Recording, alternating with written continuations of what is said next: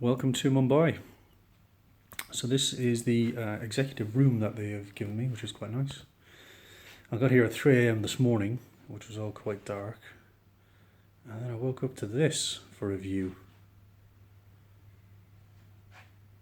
Have a look at that. Interesting skyline. Not as interesting as New York last week, in fairness. But it's quite pretty. This is Powai Lake. And according to the guy who showed me to my room last night, it's man-made.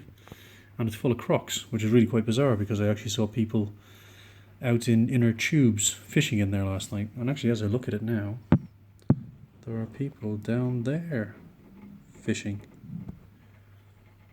So yeah, people out floating around in inner tubes, casting nets, obviously catching their breakfast or lunch or whatever it is they're doing. So this is Mumbai. Definitely doesn't look as good as the financial district in New York, but it is an interesting view. I mean, some of these buildings look like they need a bit of TLC, and it really is bizarre to see the kind of opulence.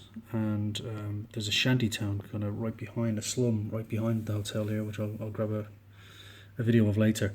I've actually got a lot of pics and some videos over on Instagram as well if you want to see my Instagram, so look for Battle Dad on there, and or Battle Dad Prime maybe.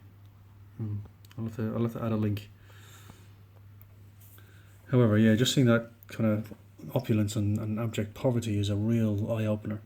So I arrived last night at midnight. It took about an hour and a half to get through immigration, which was good. I just got one of those e-tourist visas, no questions or anything else. They just take a fingerprint and a picture, and that was it. I had my car pick me up, brought me to the hotel. Got here, I guess, by the time I got settled in the room, about 3 a.m. Didn't get to sleep until about 5:45 a.m. local time. Haven't been up from 5 a.m. UK time, so bit of a long day. Slept till just before midday.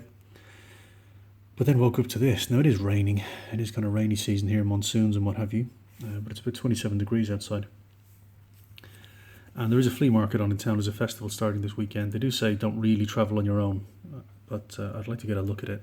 And one of the guys downstairs on the navigator desk, kind of the local knowledge kind of guy, said they do motorbike tours. But the picture they had advertising it was a girl on the back of a motorbike, and she had a t-shirt and shorts and flip-flops on. Now, having seen how these guys ride and drive last night coming out of the hotel, I mean, there's no lights on their bikes, for example, not many street lights. Dogs wandering the street, people wandering out on the road, cars just drifting wherever they want to go, bikes doing whatever they want to do. Saw a couple of near misses, and that was in the 5, 6, 7 miles maybe from the airport to the hotel.